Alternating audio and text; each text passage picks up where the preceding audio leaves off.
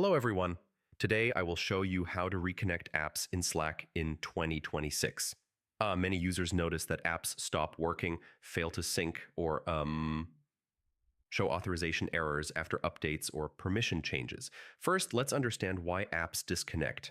Slack apps usually disconnect because of expired permissions, account changes, cache issues, or workspace restrictions. Reconnecting the app often fixes everything. Step 1, open your Slack workspace. Go to Settings, then Apps, and select the app that's not working. This opens the app management page. Step 2, disconnect the app. Choose Remove App or Disconnect Account. This clears old or broken permissions. Step 3, reconnect the app. Add the app again and sign in to the connected service. Make sure you use the correct account and approve all permissions. Step 4, check Workspace app permissions. Some workspaces restrict third-party apps.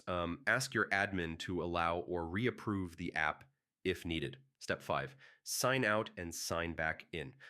This refreshes app sync across your workspace. It's a simple but effective step. If the app still doesn't work, update Slack. Outdated versions can cause integration issues. Always keep Slack updated for best performance.